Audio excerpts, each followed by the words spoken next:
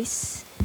Good morning, ladies and gentlemen who are in this room. In the question today will develop an exposition with the title Streetscape Character of Pecinan Pasar Gede Surakarta, Case Study Corridor of RE Martadinata and Urip Sumoharjo. Chinatown in Pasar Gede in Surakarta is an area rich in culture, identity, story, and socio-economic dynamic, with the reflected in physical element such as history, building, and social activity. The result confirm the Chinatown Pasar Gede not only function as a commercial center but also as a dynamic culture space. Despite facing the challenge of modernization, there has managed to maintain its culture essence through activity community. Participant in various events, Chinatown has the potential to become a model of culture-based urban development. Next. The Pasar Gede area located in Surakarta and Chinatown and Sorin Bay four-man road corridor.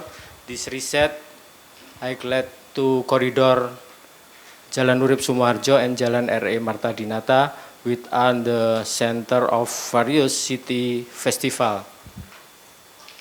Next, methodology. The reset highlight and decline in China's culture identity within Surakarta, Chinatown, especially nothing change is the streetscape of Pasar Gede, with threaten the continuity and representation of culture value in historically significant urban area.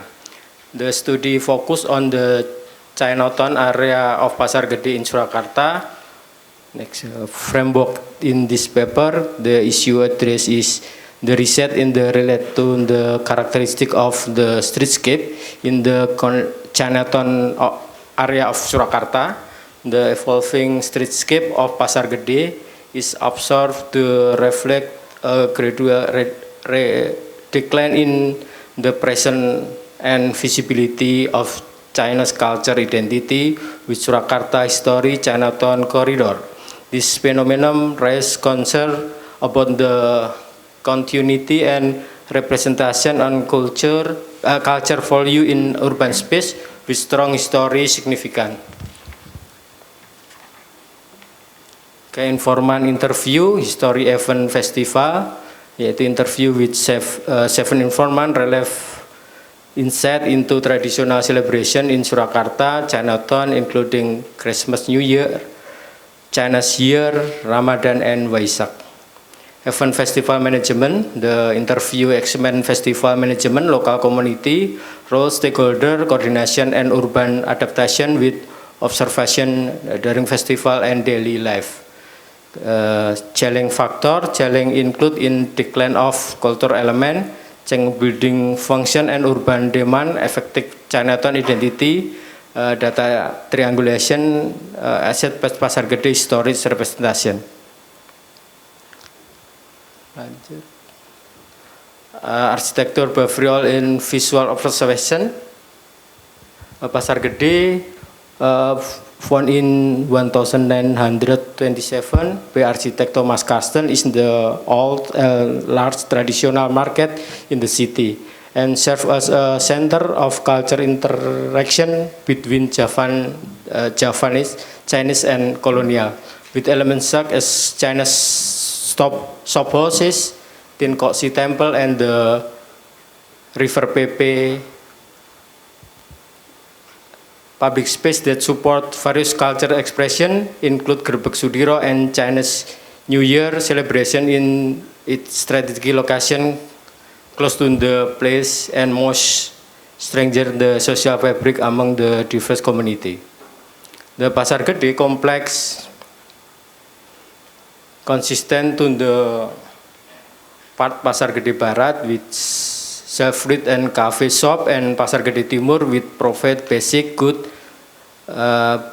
both with protect as culture heritage building, the next atmosphere along Jalan Urip Sumoharjo and RE Martadinata.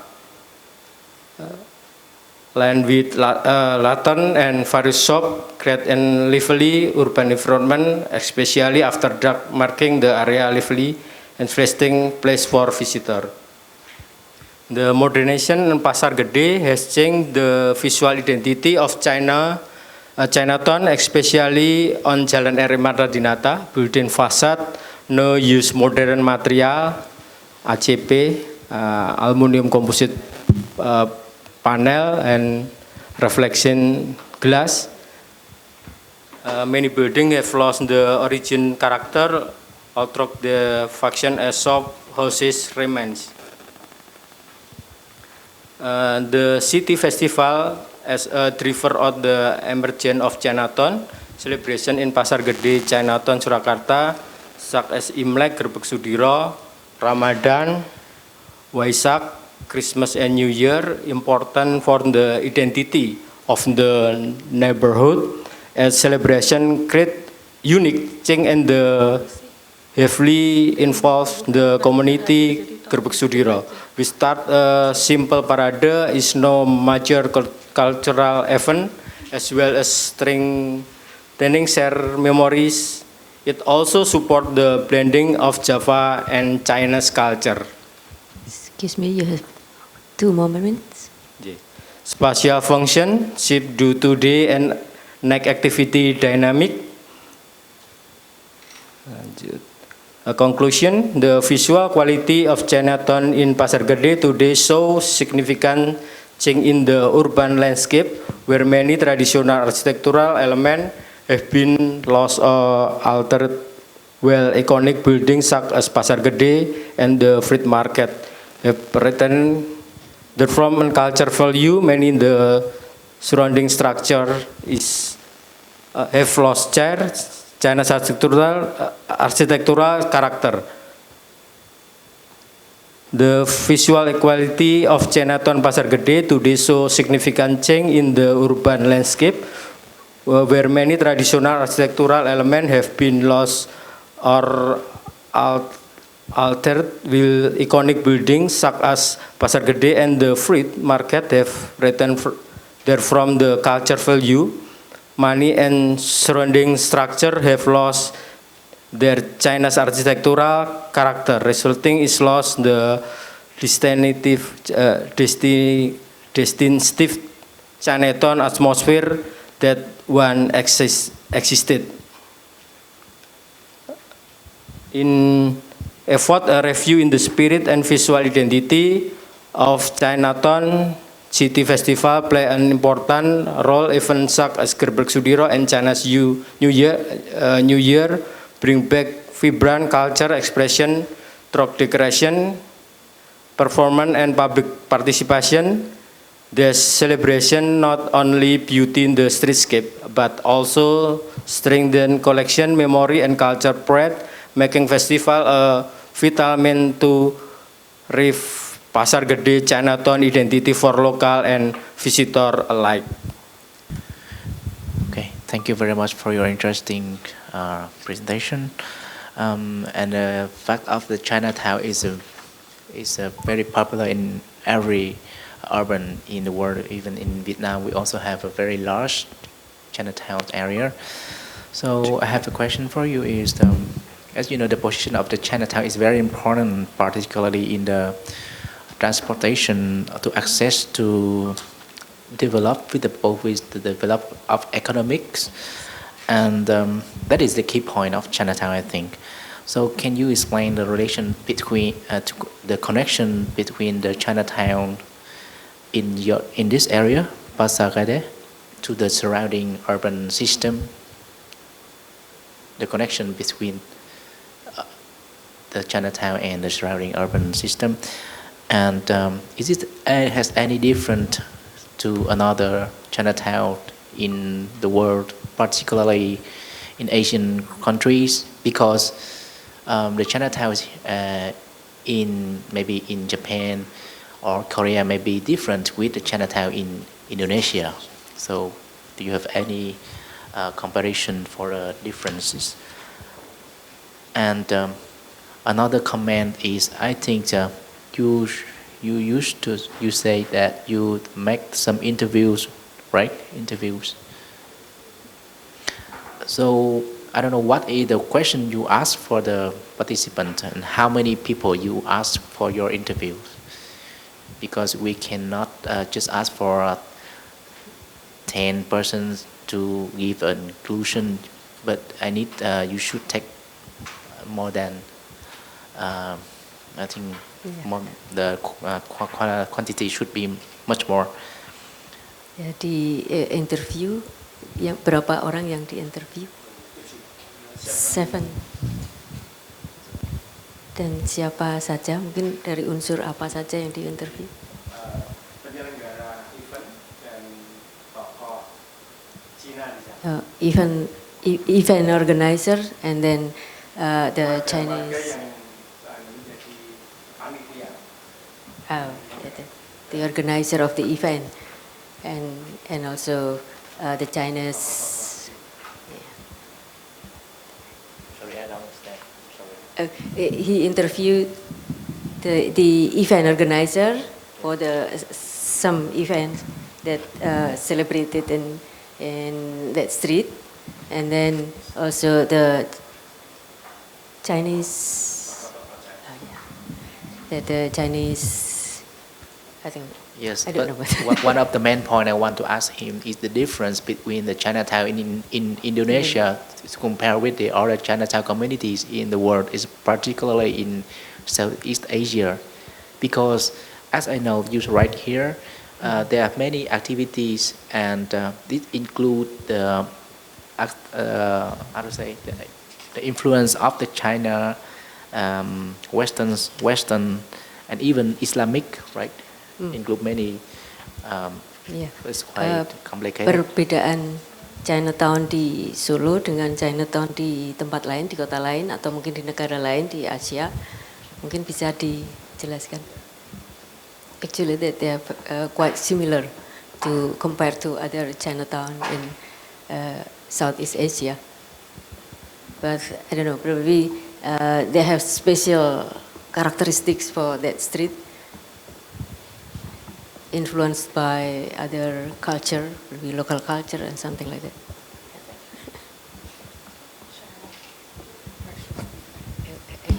South Asian Chinatown is almost the same as the shape of lorong, kemudian shop houses, begitu. Yeah, that's quite similar actually. That the characteristic, physical characteristic, I mean.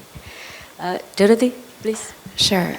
I love Chinatowns. I'm ethnically Chinese, but I have always lived outside of sort of Chinese territories, and so Chinatown to me is like home.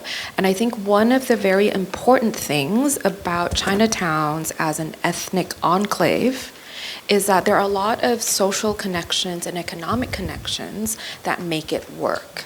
Right? So for example, the Chinatown in Puerto Rico, which a student of mine once studied, has very specific connections to certain ethnic groups in China, and the goods and what they ship, and even like tour groups that they offer in Puerto Rico have very specific ties to certain regions of China.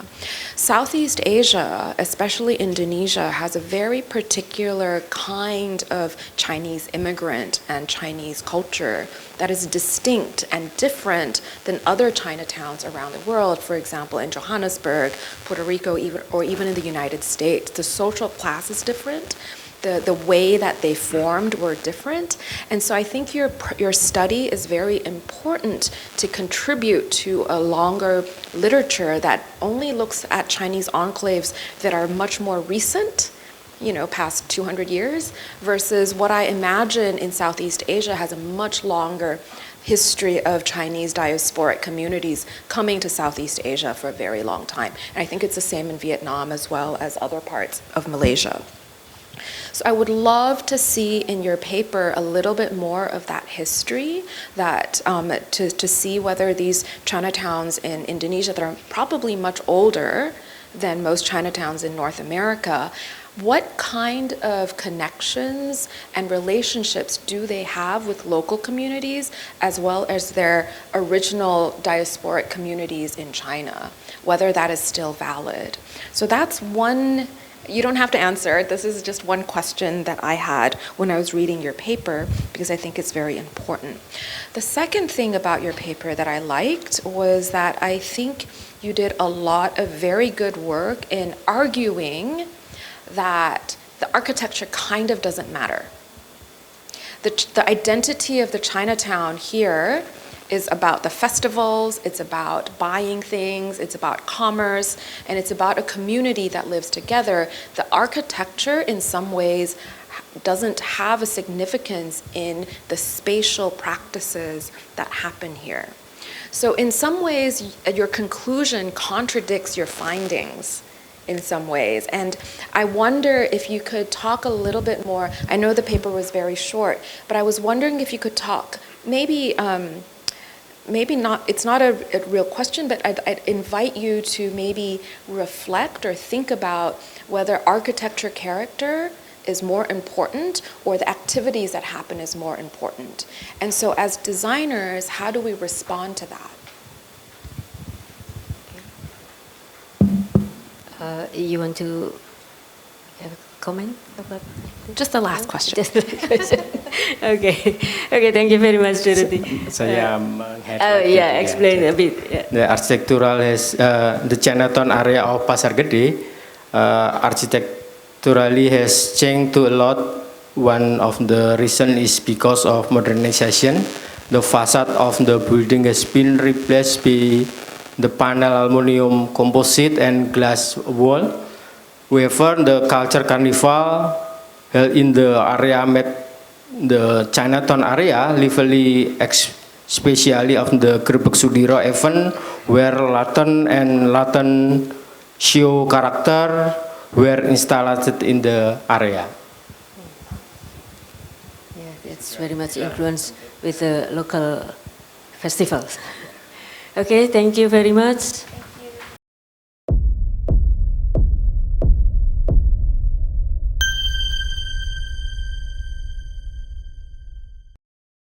Okay, sorry, I'll try to keep warm because it's too cold.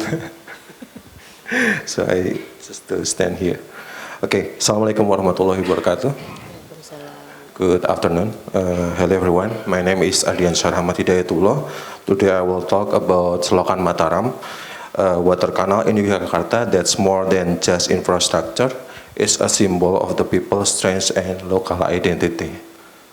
Built between 1942 and 1944 on the initiative of Sri Sultan Hamengkubuwono IX, the canal linked the Progo and Opak rivers.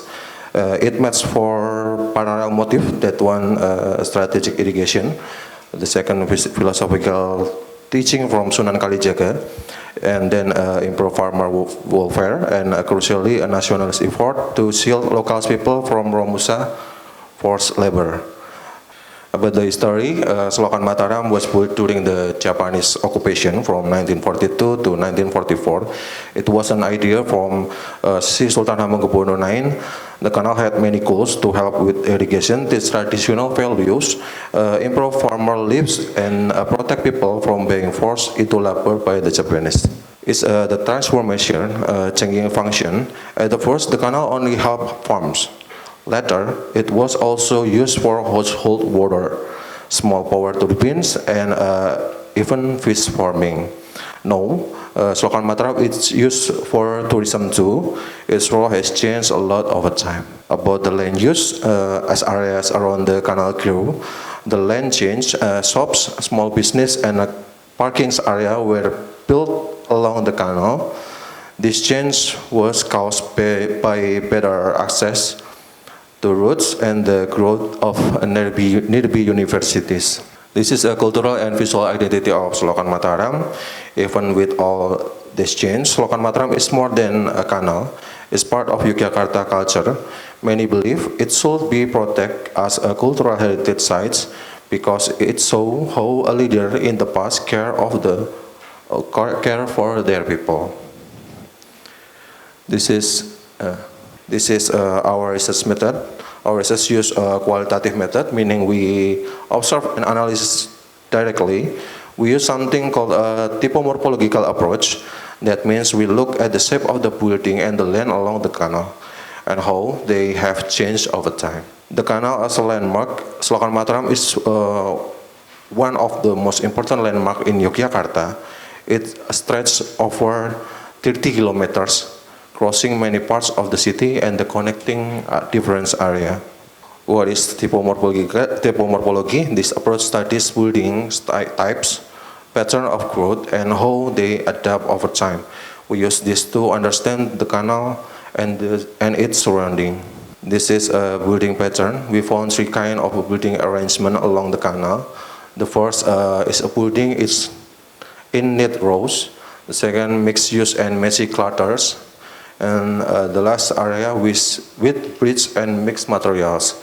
It shows different ways people use the canal space. This is the past image.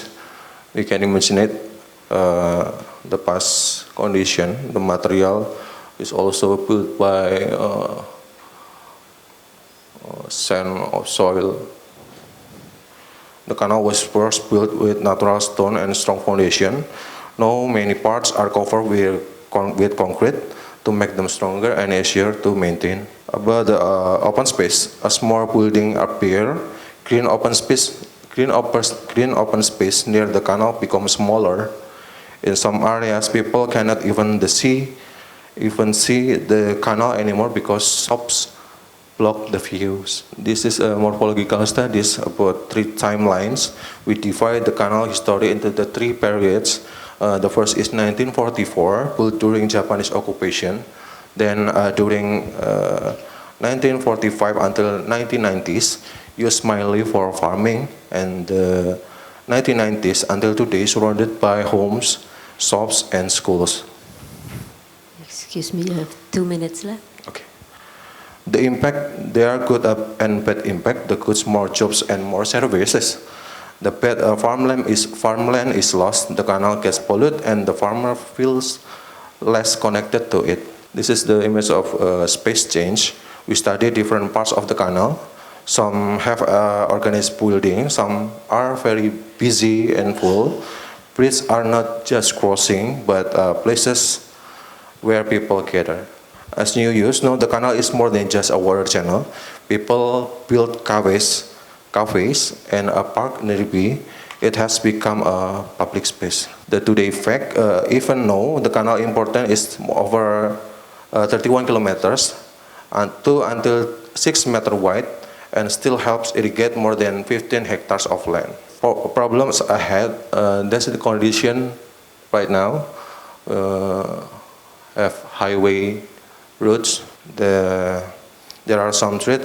New highway might block water flow, pollution is rising, and people use the canal is changing faster than the rules can keep up. The final talk, the conclusion is Selokan Mataram is a special place. It shows how the leader in the past care about people. Even as it changed, we need to protect its history and the meaning. And the next, what can be done? We suggest repair the old stone part, clean up the green areas, make the canal part of the city planning, involve communities, support the tourism, support small creative business along the canal. And what next? We plan to do more research, especially with the local community and by comparing with other canals in Indonesia or South Asia or world world. Okay, this is all our reference. That's it for me. Thank you. Wassalamualaikum warahmatullahi wabarakatuh. Thank you very much for your presentation. And of course, your topic is really interesting because the Mataram is very important for the urban and the cities. Also, it's not just only the heritage, but also the connect with the people activities, right? And sure that the waterway is very important for the urban and the cities. So as I know, I sure that the Mataram canal is go through and connect all of the important points of the city, right? Yes, right.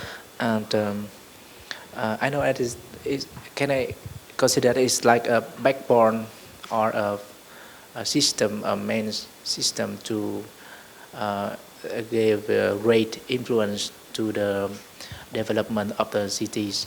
Okay. All right, and but I hope you can.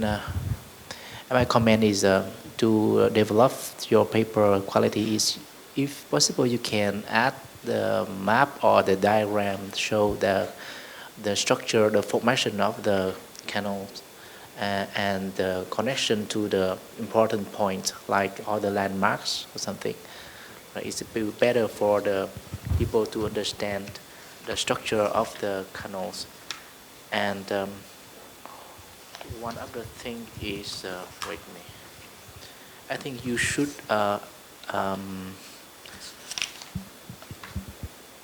show more about the perspective photos in each important point of the canals to show the changing of the spatial system that changed, and to show the connection to the urban ridge rather than urban grid.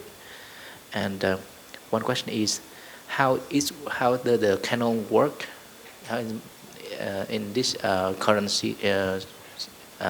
time, and is it have impact to the transportation or irrigation or social and economies in this area? Thank you. Okay, thank you. I'll try to answer first. I will tell you about the condition and the is the Selokan Mataram. Selokan Mataram is the canal that connected from west area of Yogyakarta until the east areas.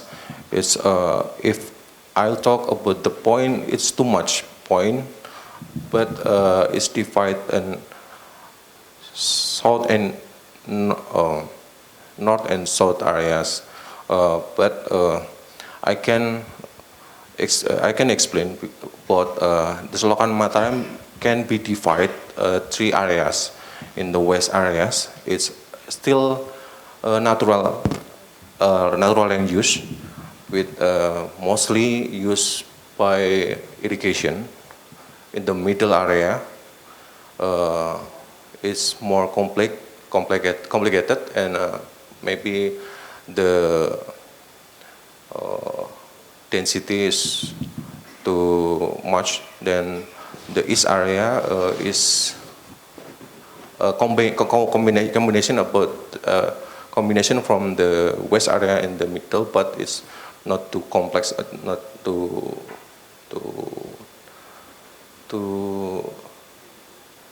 okay.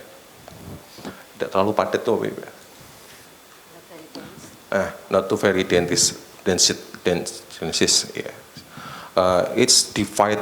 The three area divided with ring road. Ring road is the street backbone, the largest, connected from each area in Yogyakarta. Now it's still used by irrigation, and the canal in north side and the south side of the canal, it's used for transportation too.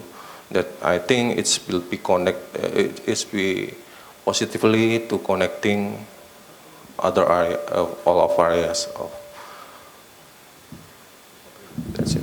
And the second about the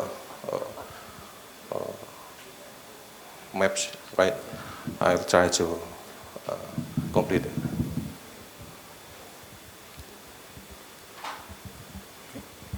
Dorothy, you want to say something? Yeah. I really liked your study, and I think the case is it's really fascinating because it has kind of a contested history. I mean, its origins as a irrigation canal built during the Japanese occupation in this part of the world. I think that that is very significant in terms of how memories are constructed in relationship to that. And so I would love to hear a little bit more in your paper about maybe some of the debates about how important this canal, which was not originally part of the ancient city structure, right? And in fact, I'm looking at a map right now, it perforates through the kind of square boundary of Yogyakarta, which I think is really interesting in terms of how it intersects with the urban form.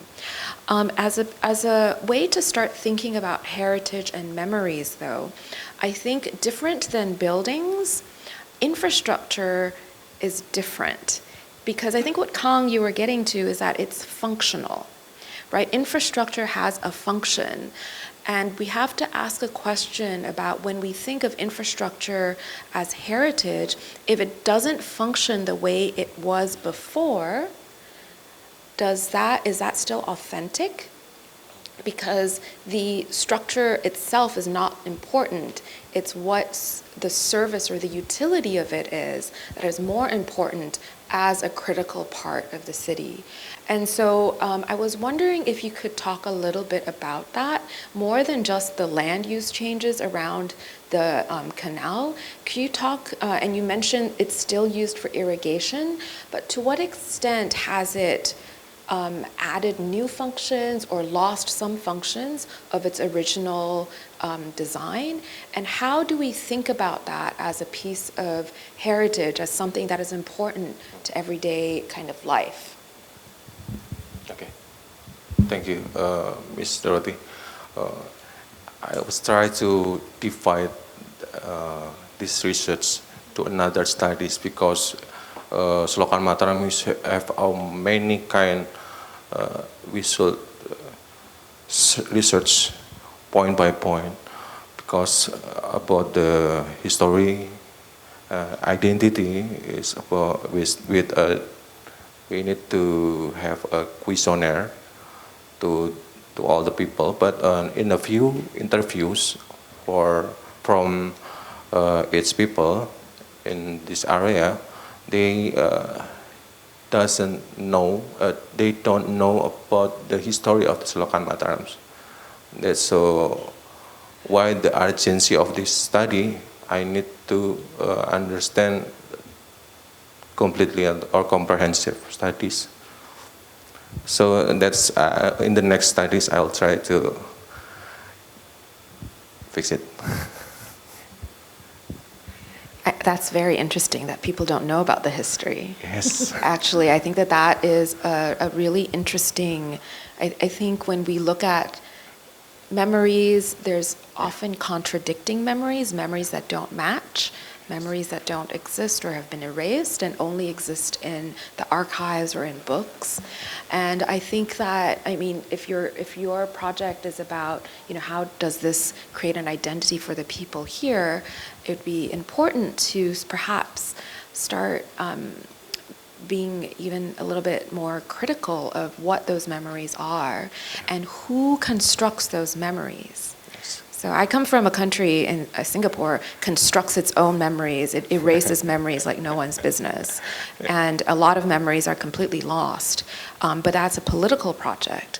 And so I know that we're all very careful these days about politics, but there's big politics and small politics, right? There's the politics of the everyday, and I wonder whether that could help you maybe get some insight into how you might interpret this landscape.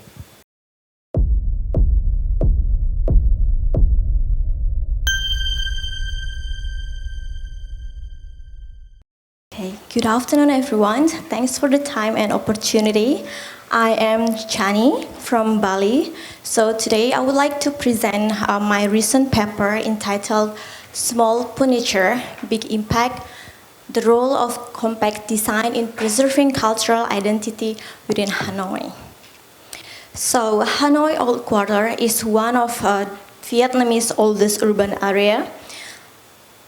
It's not just a physical space, it's a living cultural landscape. This paper explores how small furniture play a role in preserving this identity through amid the rapid urban change. Compact design is all about making the most in limited space. They set up support sustainability. More than just functional, they shape how people interact, gather, and live in a tight urban environment. Our research holds three main goals. The first one is to examine the types and spatial arrangement. Second, to analyze how this everyday design contributes to local culture and identity. And the third one is to assess how they support sustainable urbanism. For me, cultural building is not only about cultural identity, it's not more than just a building. It's about shared belonging, memory, and a daily life. That's why heritage management must go beyond preserving monuments and include everyday space and practice that keep the culture alive. Yeah, as we know that heritage dissonance in modern development has become an increasingly common issue nowadays. Hanoi's old quarter face growing tension between preserving tradition and embracing the modern development. In Hanoi, dense urban layout, compact furniture become a tool for spatial negotiation. This species fosters spontaneous interaction between user and blur public-private boundaries, as we see on the picture.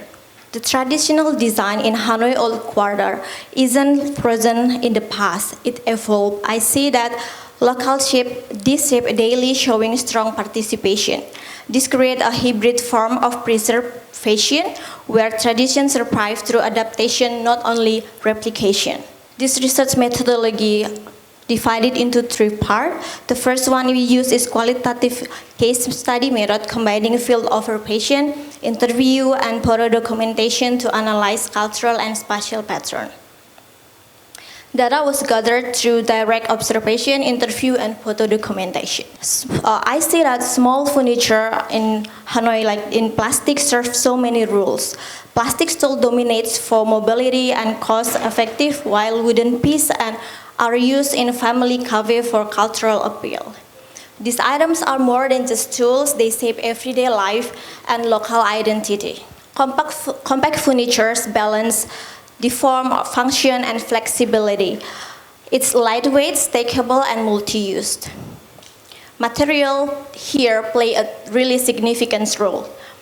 Water resistant and affordable for the plastic, and then modern wooden pieces reflects tradition, and then a new hybrid designs that mix durability and still has cultural appeal.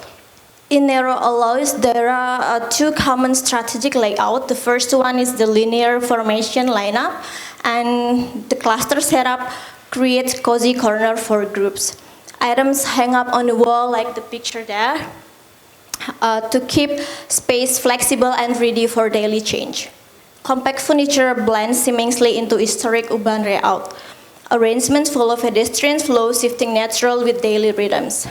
These setups don't just fit with the space, they shape it, create social interaction, and turning street into living shared environment. The small furniture move with times. From mornings, they serve breakfast, and then midday afternoons, lunch, shopping, and chatting, and then evening for dinner and live music, with a different function showing how space evolves in daily life. Preserving street culture isn't easy. Regulation limits sidewalk use, evicting vendors, and the old quarter narrow alley leaves a little room for both tradition and urban order, creating daily tension between preservation and modernization. Small furniture in Hanoi is not just serve a function, it's tell a story. It reflects street culture, community habits, and local resilience. It's acting like a quiet storyteller of cultural identity in motion. To support heritage and daily life, urban planning must adapt to first recognize small furniture as a sign of vibrant public life, then integrate this informal practice into official plans, balance tradition with regulation, then test a pilot program like shared sidewalk to find what's best and what can work. Excuse me, you have 1 more minute. Okay. Heritage is not just a building, it's a compact furniture used by local help keep social memory alive. Residents and vendors consciously adapt moving furniture, reshaping shapes, responding to rules. These tactical adjustments show how people claim spatial space not through protest, but through everyday life action. This grounded resilience where community members quietly preserve identity and culture. This study shows that compact furniture is not just a physical symbolic, it's community's value, shape behavior, and help reduce social space. We see how everyday objects like stool contribute to urban identity. This is the conclusion for this stage of the research. Our key finding is small furniture plays a big role in preserving the culture, creating a public space, supporting social life, resisting urban change.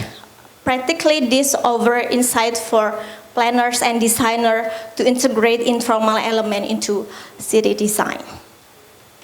For future research, maybe we can explore other Southeast Asian cities who has a similar situation. Thank you. Okay, thank you for your presentation, and I'm very interested in your title and also your idea. First of all, Hanoi is very historic and heritage in terms of not only the architecture but also the culture and also the activity. And the most important thing that you have understand that is the street activity, and also this is the best identity we can recognize and we can understand about people and culture of Hanoi. But one thing that I have just think maybe want to argue with you, because that the term that you mentioned in this paper, I think is more and more management, not only design, because the furniture that you show in your paper is just maybe from very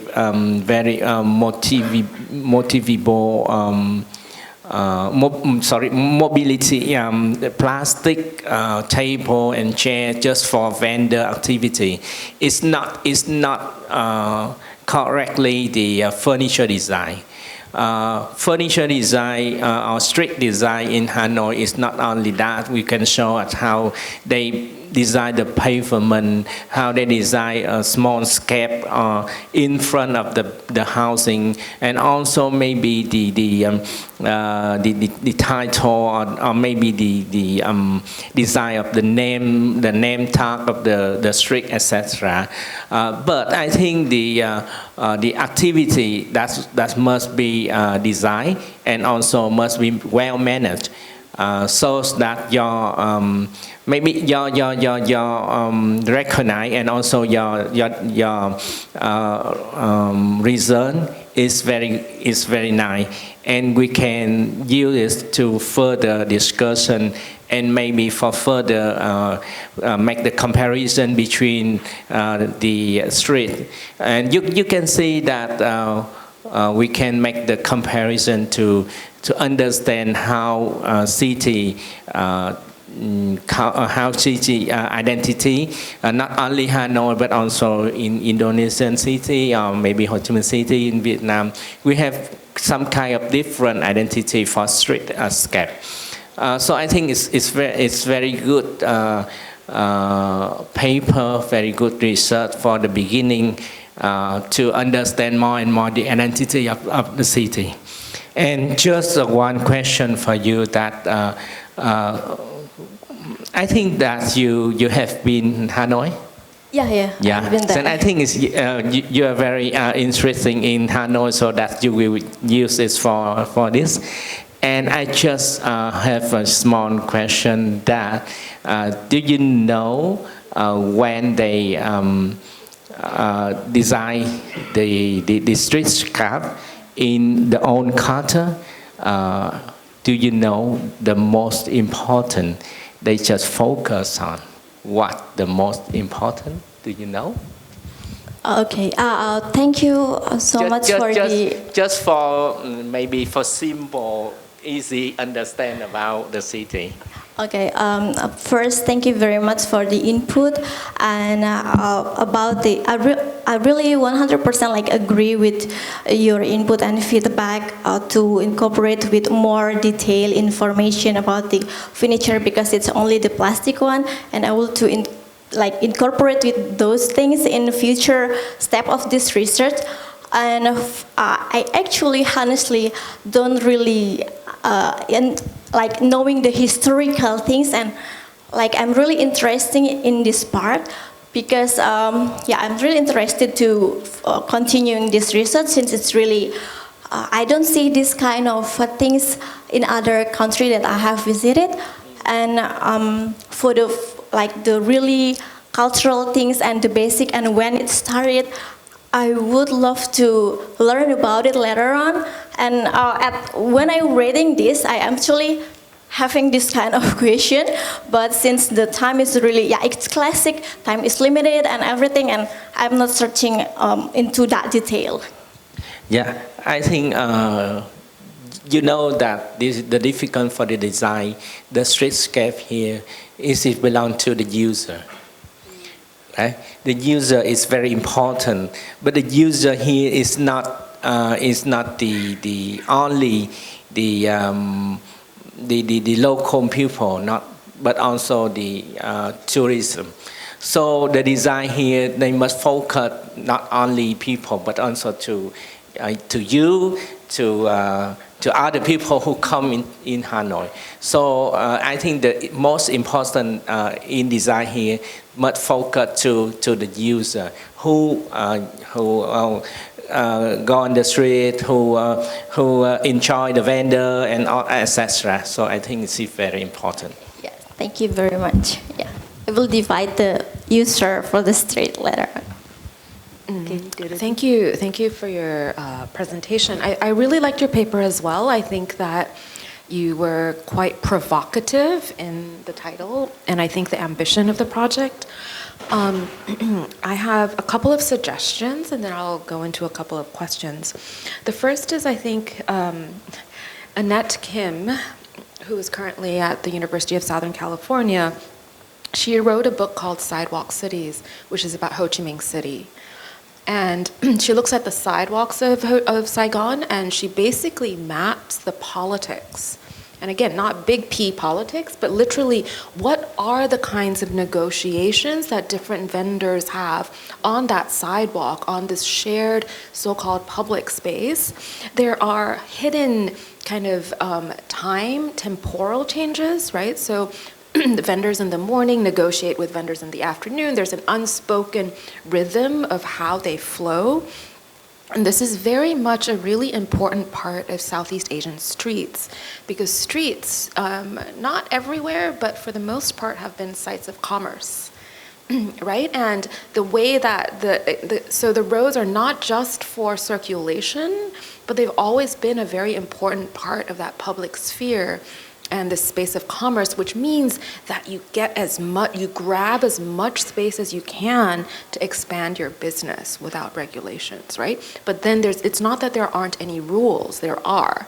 It's just that they're not governed by the government. All right, so I encourage you to take a look at that book, Sidewalk Cities by Annette Kim. It's very old. It's like, I don't know, 15 years old. What's the title? Sidewalk City. It's 15 years old, and it's not up to date anymore in terms of what I have seen in Ho Chi Minh City. But I think what her methodology as a designer and as an ethnographer is quite remarkable. So that's my first comment. My question to you, though, is that you kind of conclude that we need more regulations to regulate these people and to regulate these processes. I want to ask you to reflect on that a little bit, because it's not just streets and the plastic tables and stuff, but informal settlements, should we regulate them? When we regulate them, what happens?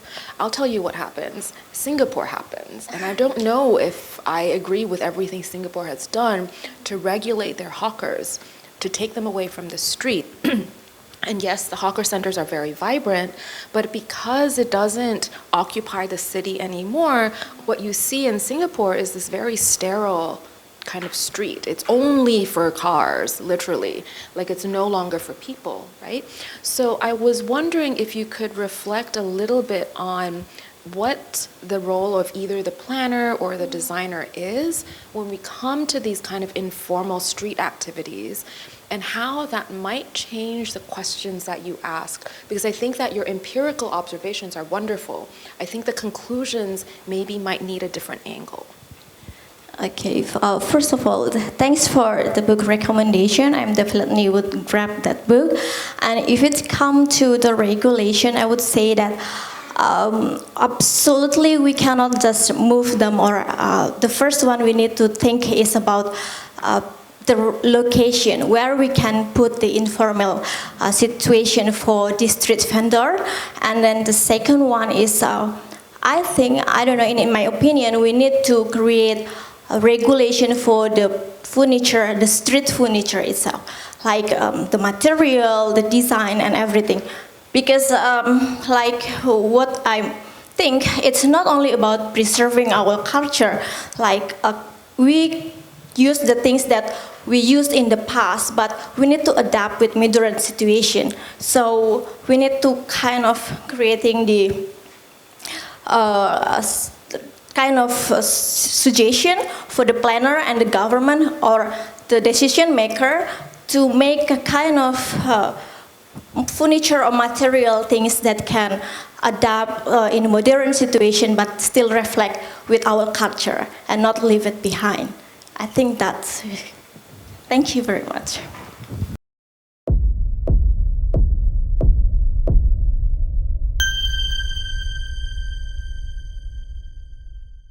Significance of World Heritage item, and I'm taking the case study of Malioboro Street, which might make this presentation a little daunting because I believe a lot of you know Malioboro far more than I do. But yeah, now before we talk about further about Malioboro, let's talk about how urban growth and heritage interact with each other. This picture shows how Beirut historic cities, which suffered from explosion damages, losing its identity as a historic city. Not only because of explosion damages, places like Malioboro is also now struggling to retain their identity amid rapid transformation. Which triggers the question for me, how urban development reshaped cultural meaning and its significance. This isn't just about a physical change, it's about what we remember and what we value and what we risk losing. Next question would be, why Malioboro? As a lot of previous presenters have already spoken about, and also our keynote speakers also spoken about, Malioboro is a special place in Yogyakarta, which sits in the cosmological axis, a sacred alignment connecting Mount Merapi, the monuments, Malioboro itself, the palace complex, and then Panggung Krapyak, which then continues towards the southern sea in Yogyakarta. Why focus on it? Because Malioboro is the most dynamic part of the axis, where urban life, tourism, and traditional intersect. It offers a clear lens on how urban pressure shifts the essence of cultural space. To unpack this, I strictly use secondary data because this is actually a paper I submitted for one of my assignments as my master's degree study. I looked at planning documents, urban studies, heritage law, and then I used the historic urban landscape framework by UNESCO, which showing no direct field work, but a collage of insights and from what others have drawn and observed. Now, mentioning about the whole framework, it describes cities as layers and not only just a physical building, but it full of historical, social, spatial, and also spiritual aspects, as we can see in the picture. Malioboro sits within all these aspects, but in recent years, some layers are being peeled back or rewritten entirely. Now, talking back about the symbolism of the axis, it is not a random symbolism. It's a Japanese cosmology from Mount Merapi all the way to the Southern Sea. It symbolizes the connection between human, the physical nature, and the divine.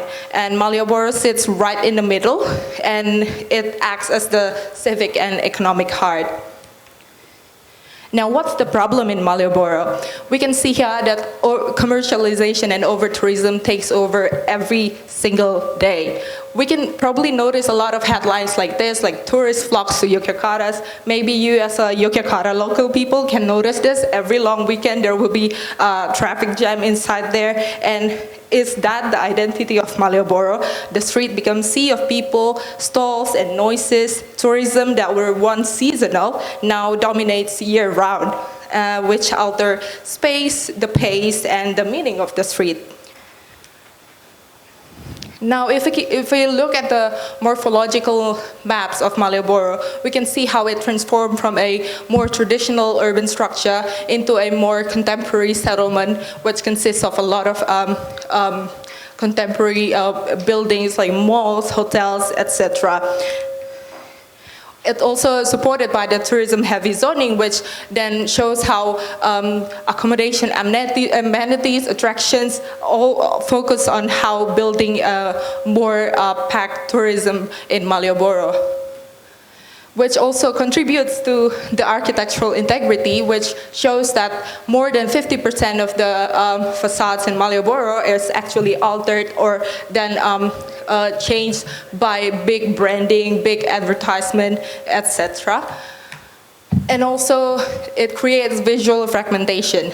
While some of the buildings may retain their original facades and making it like the way it used to before, but we can still see how big branding are still dominating the facade of the street.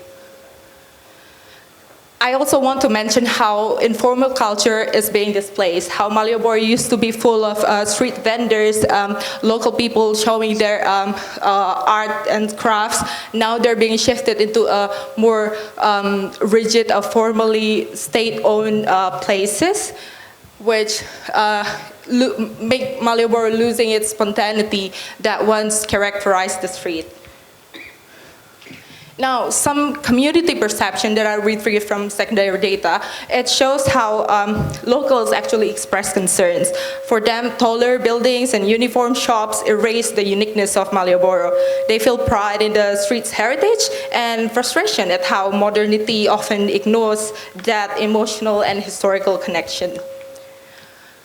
Of course, there will be laws and conservation tools that shows the importance of not only saving the tangible aspect, but also the intangible aspects.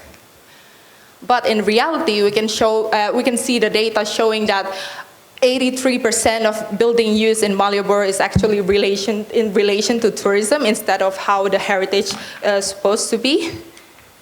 Okay, one more. Which then we can take the key takeaway will be obviously finding balance between how tourism and commercialism works in Malioboro, but also preserving the culture. Now, referring back to the whole toolkit for the city, it offers a path forward, integrating heritage values into planning, involving community, and treating cities like a living organism and not a fixed monument, but also evolving story. It's not about saying no at all to tourism, but it's about planning better. Last but not least, we can say that Malioboro is a living heritage. Its true value lies not only in buildings, but how the people, rituals, memories, and in the end, heritage isn't just something to protect, it's something to live through. And if we can center the culture in how we build Malioboro in the future, then it can keep evolving without losing its soul. Thank you. Okay, thank you very much, Rosalind. And I give the time to Dr. Lia. Yeah, because this is Harjanti. Okay, first of all, I could like to say that this is a very important, interesting presentation, and also I was very impressed when I read your paper at home, because I think this very good research, and also your structure of the framework is really good. The paper is not only give a lot of information, but also very well structured. So I think it's a good research. My opinion that this in the case study of Marlboro is quite interesting, and we can use it to make the reference for a lot of area with the heritage in around the Southeast Asian. I think it's a very good experience, and also we can understand how do the develop of an area in terms of to preserve the heritage, but also to make the development of the economic, and also to attract people to come.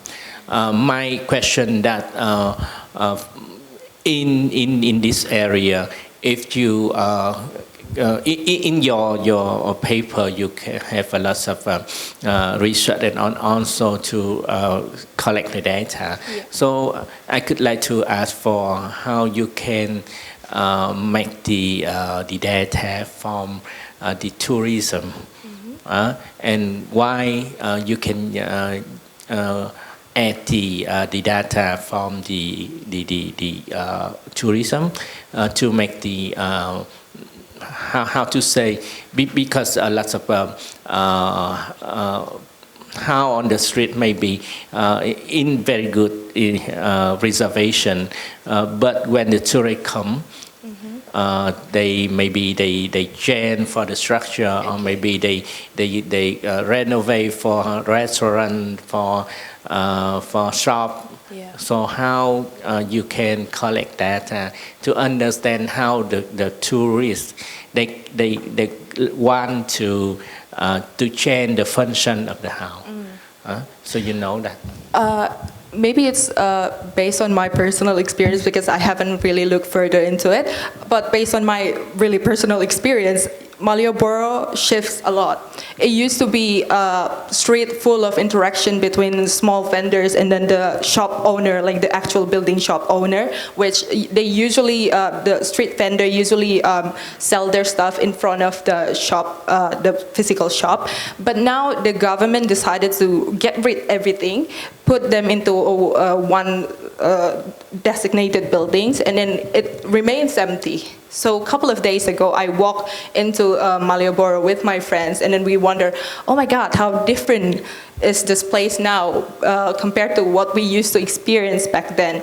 Now, if tourists come to Malioboro without knowing how it was before, then maybe they're just saying, okay, it's just like this. But if you ever come to Malioboro years before and then come again now, you can definitely feel the difference of how the vibes is different, the nuance is different, I don't know, how do you say it? The intangible aspects of Malioboro has changed. It is now full of souvenir shop, full of hotels, full of big branded like KFC, McDonald's, everything like that. And what's actually the heritage aspect between that? So yeah, I think it's losing.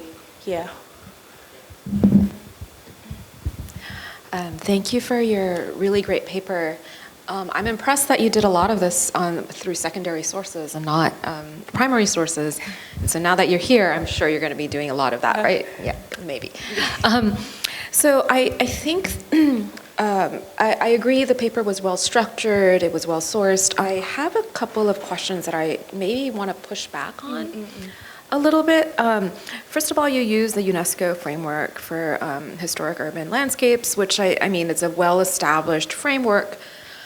Are there any critiques of that? Because what you just said, which is my instinct as well, is that the architecture, again, doesn't matter. It's what happens inside, right? So just a little anecdote. I was just in Venice, the most touristy city in the world, and the food was horrible. And you'd think that Italy, you know, anywhere you go, it would have good food, but Venice, for some reason, just has terrible food. And part of it has to do with the fact, and this happens in many other Southeast Asian cities, the moment they're designated as a UNESCO site, right? Like it becomes a museum, it becomes a historically constructed kind of Disneyland, similar to what you've been observing. So then in some ways, my question to you is, when we begin to think about heritage, to what extent is the built quality of an environment that important? Or to what extent are the activities, the spatial practices?